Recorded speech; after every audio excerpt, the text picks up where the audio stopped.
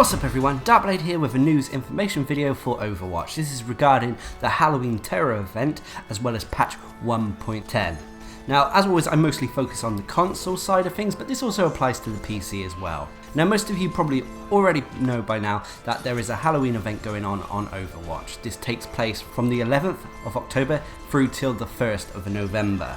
During this time you'll be able to participate in a PvE style brawl, which is like a horde mode where you take on waves of PvE AI controlled enemies as well as bosses. You'll also be able to open Halloween loot boxes that contain new sprays, voice lines and more importantly Halloween skins. Now not every character has a Halloween skin unfortunately.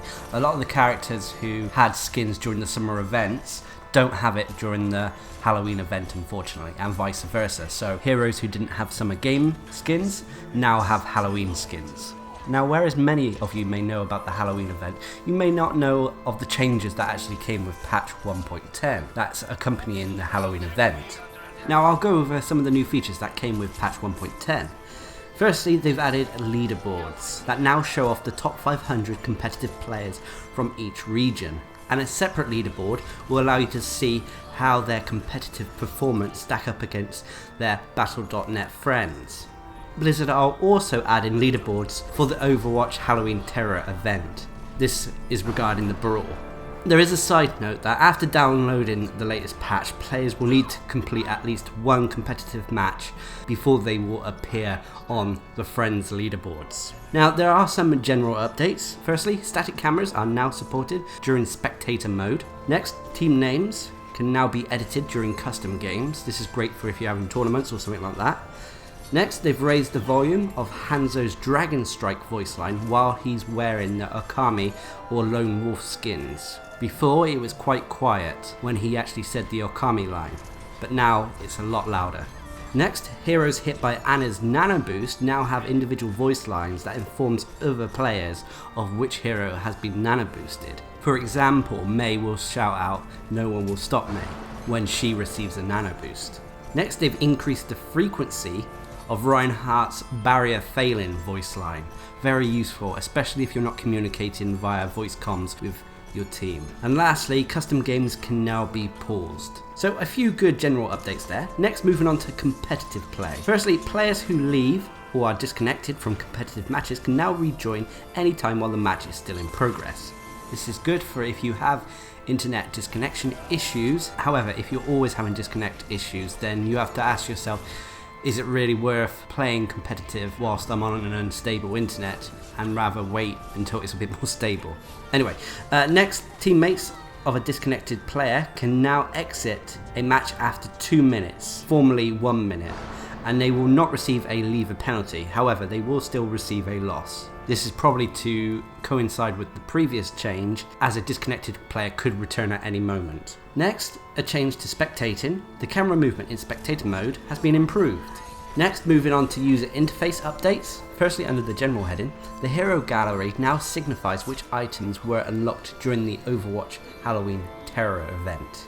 There's also been several minor aesthetic changes. These have been made to the game's main, social and options menus. They've also removed several stats that were duplicated from certain heroes throughout the career profile. And finally, there's been a few typography and layouts have been updated in the player profiles menu. Obviously, when you first log into Overwatch, you'll notice that the UI and the HUD has changed a little bit. There's been some graphical tweaks here and there. Some players may be a bit overwhelmed by how the career profile looks now, but I personally quite enjoy it because there's a lot more details there. I also like in the hero gallery the changes they've made that now indicates which skins and items were related to which event. So far we've had the Summer Games one that has a little sort of like Summer Games icon next to it, and the Halloween event that has a little pumpkin next to them. Next, moving on to controller changes. Controller users can now choose between two aim modes. This is quite an important change here. Firstly is the dual zone mode, which is the new default.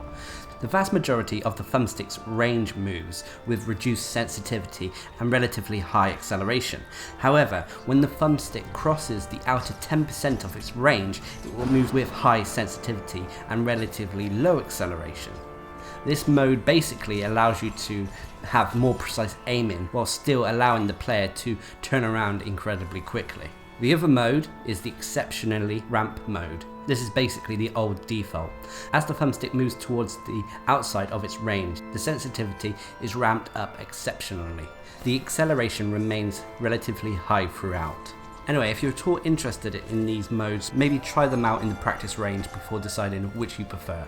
Next, moving on to social features. Certain accommodations will now appear less frequently during the end of round voting, whilst others will appear a bit more often. For example, Torbjorn's armor packs created will appear less frequently, while offensive assists will appear more frequently. Next, moving on to the hero balance changes. For those of you who are aware of the changes that happened on the PTR, they now come into effect with this patch. So basically the hero balancing that comes with this patch include changes to Ana. Firstly, her Nano Boost ultimate now has its cost increased by 20%, so it can't be used as often as it was. Also, her biotic grenades, the radius has been increased from 3 meters to 4 meters, so she's had a nerf and a buff at the same time. Next, moving on to Widowmaker, the Widow's Kiss, her main weapon.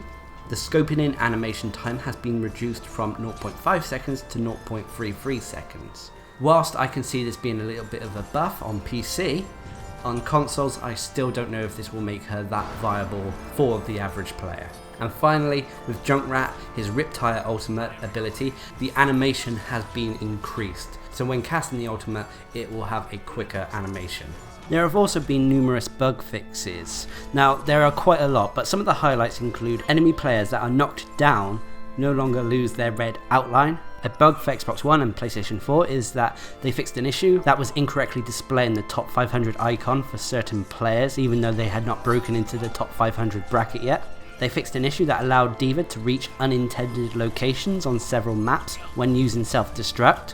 And my two personal favourites out of the bug fixes are that they fixed a bug that prevented Junkrat's Roadkill achievement or trophy from being awarded after obtaining 4 kills with the Riptire, as well as they fixed the time calculation issue that was causing Zenyatta's Rapid Discord achievement to be more difficult than intended. I did finally get Rapid Discord, but it's good to know that it shouldn't be as difficult as it was prior to this patch. Now, if you're at all interested in the other bugs that are being addressed, albeit most of these are minor ones, you can check out the link I'll leave down in the description below where you can check out the rest of the patch notes. Anyway, that's about it for the Halloween Terror event as well as patch 1.10 for Overwatch. Are you enjoying the event so far? I know it's only early days at the moment, but it's good to see a PvE element make its way into the game. Whether this can be made a permanent part of the game, not sure yet, but I'm sure Blizzard are keeping an eye on how popular the Brawl is at the moment. Also, what do you think of the changes with patch 1.10? Leave a comment down below. And until next time, I've been Darcblade, bringing you a patch information video as well as news on the Halloween Terror event for Overwatch. Hope you enjoyed the video, thanks for watching, subscribe and like for more.